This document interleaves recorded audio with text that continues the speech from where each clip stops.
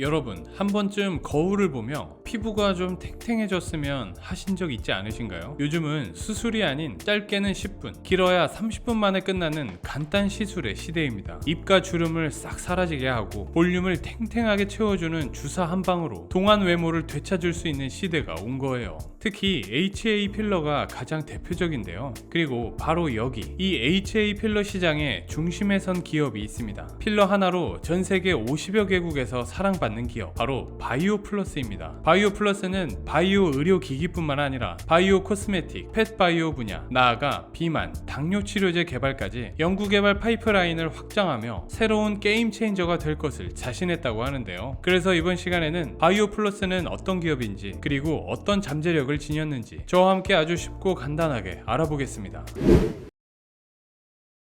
바이오 플러스는 2003년 휴먼 티슈 코리아란 이름으로 시작된 국내 바이오 기업입니다. 창업자인 정영규 대표는 원래 중국어와 국제 경제학을 전공했지만 인체 조직 재생 분야에 큰 뜻을 품고 이 회사를 설립했다고 알려져 있어요. 그래서 회사 초창기부터 인체에 적합한 바이오 소재를 더 효과적이고 안전하게 활용할 수 있을지에 대한 연구 개발에 주력했다고 하는데요. 말 그대로 인체의 친화적인 성분을 체내에서 독성이나 면역 거부 반응 없이 사용할 수 있는 기술을 개발하는 것이었죠. 그리고 그 바이오 소재로 선택된 재료가 바로 HA입니다. HA는 원래부터 우리 몸속에 있는 물질로 눈, 관절, 피부 등에 많이 있는 것으로 알려져 있어요. 우리 몸에서 자연적으로 생산되는 끈적하고 미끈거리는 물질로 수분 유지에 도움을 주고 관절이 원활하게 움직이도록 기름칠 역할을 하며 피부를 유연하게 만들어 주름을 완화해 탄력을 유지하는 역할을 한다고 합니다. 어떤 역할을 하는지만 봐도 인체의 중요한 성분인 것 같은데요. 2013년에 들어서자 정현규 대표는 사명을 지금의 바이오 플러스로 변경하면서 이 HA 기술을 활용한 기술을 가지고 본격적으로 미용 및 의료 바이오 소재 사업에 뛰어들었습니다. 이후 바이오 플러스는 제품 연구와 개발에 집중했고요. 모든 걸 쏟아부은 연구 끝에 2014년경 독자적인 기술력으로 차별화된 HA 필러 제품을 출시하게 됩니다. 애초에 글로벌 시장을 타깃으로 수출 위주의 사업으로 매출을 높인 바이오 플러스는 이후 제품의 뛰어난 품질이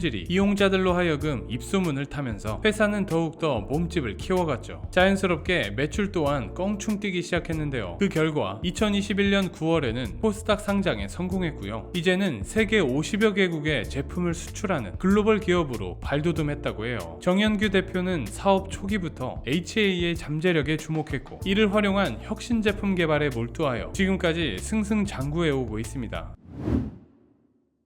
바이오 플러스의 주력 제품은 단연 HA 필러입니다. 아마 미용에 관심 있는 분들이라면 필러라는 단어는 한 번쯤 들어보셨을 텐데요. 필러란 피부에 주입하여 주름을 펴거나 볼륨을 채워주는 젤 형태의 의료기기입니다. 특히 바이오 플러스의 경우 특허받은 MDM 기술을 활용해 필러를 제조하는데 DVS 가교 방식을 사용하는 세계 유일한 회사입니다. 여기서 가교란 HA 분자들을 그물망처럼 연결하는 일종의 화학작용인데요. 분자들이 개별적으로 있으면 피부에 금방 흡수될 텐데 이 분자들을 여러 개 엮어서 피부 속에서 오래 유지되고 볼륨감 있게 보일 수 있도록 하는 역할을 합니다. 대부분의 경쟁 회사에서는 필러를 제조할 때 BDDE를 활용한 가교 방식을 사용하는데 바이오 플러스만은 DVS를 활용한 독자적 방식을 사용하고 있어요. 이 DVS 가교 기술은 만들기는 까다롭지만 필러의 점성, 탄성을 더욱 높이고 몸에서 염증 반응을 일으키는 잔류 가교제를 최소화하여 더 오래가고 안전한 필러를 만들 수 있다고 합니다. 실제로 알러간의 주비덤, 달더마의 레스틸렌 같은 글로벌 필러들도 BDDE 방식인데 바이오 플러스만은 독자 기술로 차별화된 필러를 선보이고 있죠. 이러한 기술을 바탕으로 현재 HA 기반의 더말 필러 제품군이 회사 매출의 대부분을 차지할 만큼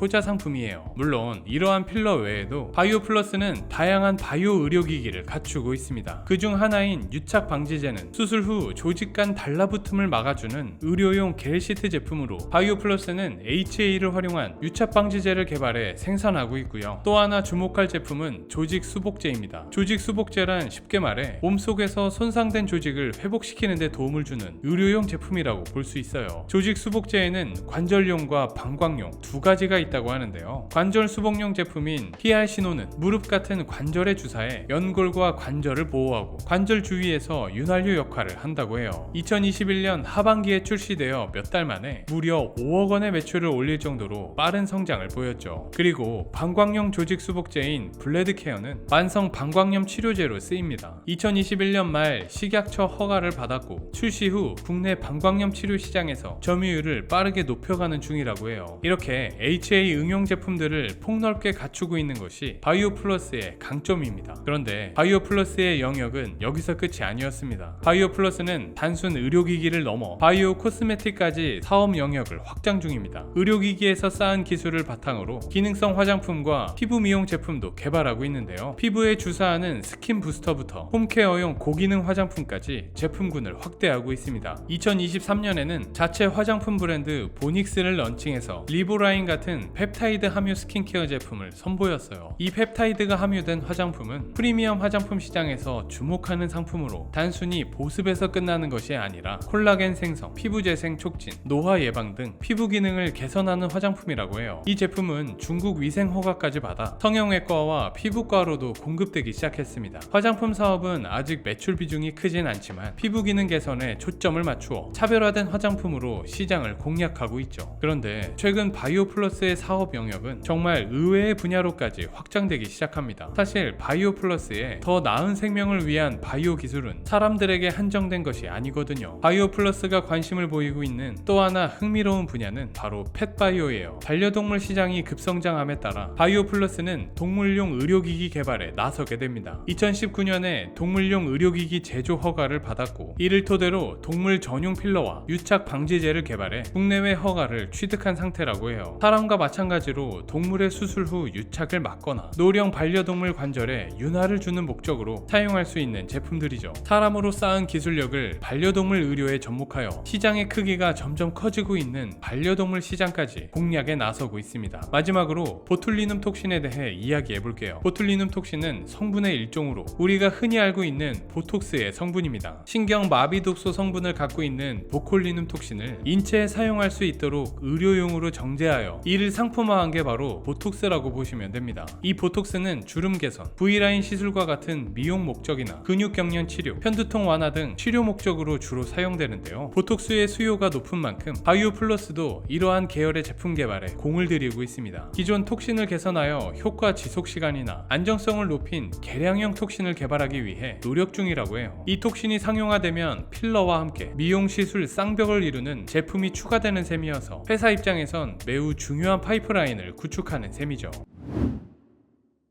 그렇다면 이 회사의 실적은 어떤 추이를 보였을까요? 최근 몇 년간 바이오플러스는 놀라울 정도로 가파른 성장세를 보여주었습니다. 2017년 매출이 약 35억 원이었는데 4년 만인 2021년에는 약 374억 원으로 10배 이상 뛰었습니다. 연평균 무려 70%에 달하는 성장률을 기록한 셈인데요. 연도별로 보더라도 꾸준히 큰 폭의 성장 곡선을 보이고 있어요. 특히 2021년은 전년 대비 약 53%의 고성장을 달성했고 영업이익도 182억 원으로 약 48% 증가하며 매출 절반 가까이가 이익으로 남는 어마어마한 수익률을 보이기도 했죠. 이는 주력 제품인 필러의 고마진 구조 덕분인데요. 그해 필러 매출이 전체의 약 82%를 차지하면서 전년 대비 약 40% 이상 성장했고 신제품 유착 방지제 매출도 무려 100% 가까이 급증하여 실적 상승을 이끌었습니다. 덕분에 2021년 바이오플러스는 창사 이래 최대 실적을 기록하기도 했죠. 그리고 2025년에도 다시 한번 사상 최대 실적 경신이 기대되는 상황입니다. 증권가에서는 2025년 매출이 1000억 원을 넘고 영업이익도 400억 원대에 이를 수 있다는 전망도 나오고 있어요. 매출 구조를 살펴보면 바이오플러스는 수출 비중이 매우 높다는 게 특징입니다. 그간 매출의 90% 이상을 해외에서 올릴 정도로 글로벌 시장에 집중해 왔는데요.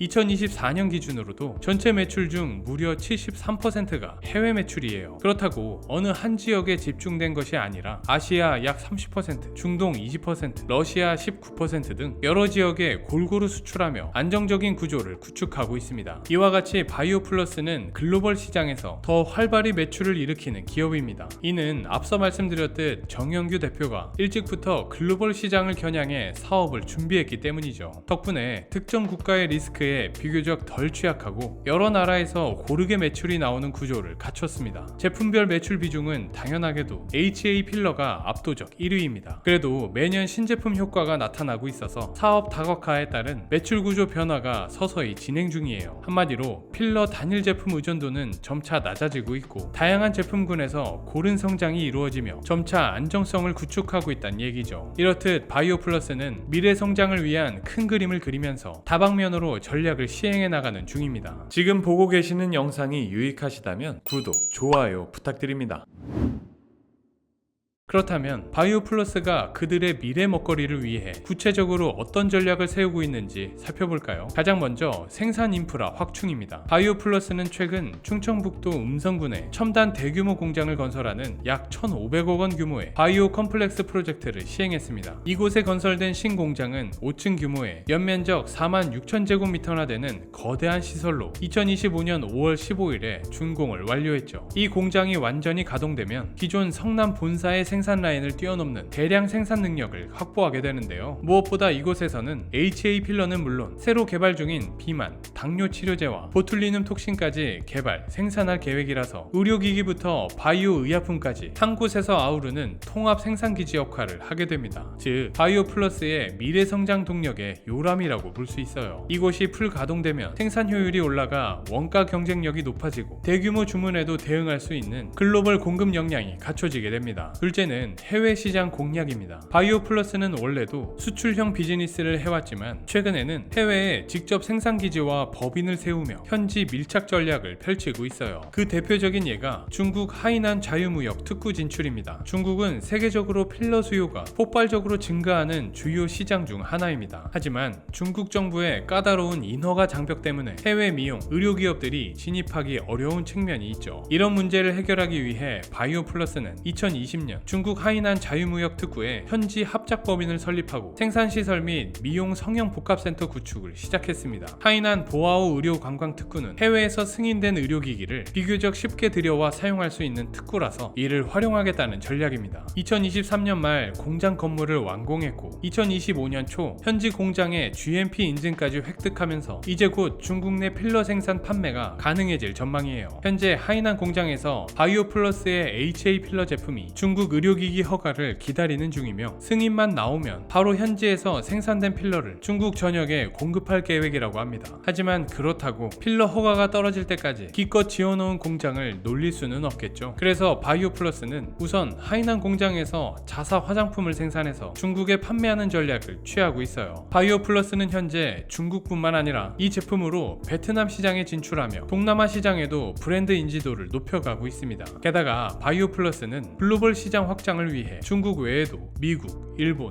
인도, 두바이 등의 해외 현지 법인을 보유하여 그곳을 거점 삼아 직접 수출 루트를 만들 예정이라고 합니다. 특히 미국 시장 진출을 큰 과제로 보고 있는데요. 세계 최대 미용, 성형 시장인 만큼 필러 부문에서 올해 가교 임상을 진행하고 2026년 허가를 목표로 시장 진출을 노리고 있습니다. 셋째로는 신사업 강화입니다. 바이오 플러스는 이제 의료기기를 넘어 새로운 신약 개발에도 도전하고 있습니다. 현재 비만, 당뇨, 아토피 등 다양한 질환을 겨냥한 신약 후보 물질들을 보유하고 있고 이를 통해 바이오 의약품 기업으로 성장하려는 목표를 가지고 있어요. 그 중에서도 대표적으로 차세대 보툴리눔 톡신 개발에 회사의 R&D 역량을 집중하고 있는데요. 국내 톡신 시장은 기존 업체들의 특허 분쟁 등으로 혼전 중인데 바이오 플러스는 보다 개선된 계량 톡신으로 승부를 볼 생각입니다. 또한 비만 치료제와 당뇨 치료제 개발도 병행하고 있는 모습이에요. 비만 치료제의 경우 유전자 재조합 기술과 반감기 증대 기술 등을 적용해 기존 주사제보다 지속 효과가 긴 혁신적인 신약을 목표로 하고 있습니다. 그리고 당뇨 치료제는 인슐린 대체나 혈당 조절을 위한 바이오 신약 쪽으로 연구 중일 가능성이 높아요. 이 밖에 아토피 피부염 치료제나 항바이러스제처럼 새로운 질환 영역으로도 연구폭을 넓히고 있죠. 이런 신약 후보들은 단기간에 성과를 내긴 어렵지만 회사는 기존 필러 등으로 벌어들인 자금을 R&D에 재투자하며 중장기 성장 동력을 키우겠다는 전략이 확고합니다. 이들 파이프라인에 적용되는 기술 플랫폼 이름도 살짝 공개됐는데요. MTD, NTD 등 첨단 바이오 기술을 접목해서 게임 체인저 신약을 만들겠다고 포부를 밝히고 있습니다. 이 외에도 바이오 플러스는 ODM, 직수출로의 유통구조 전환 같은 세부 전략들도 추진하고 있어요. 예를 들어 과거에는 해외 저가 ODM 업체를 통해 우회적으로 필러를 판매했는데 2024년부터는 대형 거래처와 직접 계약하고 자체 브랜드로 수출하는 쪽으로 바꾸고 있습니다. 그 결과 유럽, 남미 남미, 중동 등에서 2024년 하반기 필러 수출이 크게 늘었고 2025년 1분기 필러 수출액이 전년 대비 130% 증가하는 성과도 나타났어요. 이러한 변화는 브랜드 가치 상승과 수익성 개선으로 이어질 것이고 장기적으로 회사의 글로벌 입지를 강화해 줄 것입니다. 지금까지 바이오 플러스의 강점과 실적 변화, 그리고 앞으로의 사업 계획과 투자 전망까지 간단하게 살펴보았습니다. 수출 중심의 안정적인 매출 구조와 높은 수익성을 바탕으로 단순 필러 회사에서 종합 바이오 기업으로 도약하려는 바이오 플러스. 앞으로 이 기업의 행보가 어떤 결실을 볼지는 지켜봐야겠습니다. 오늘은 여기까지고요. 지금까지 지식세포였습니다. 감사합니다.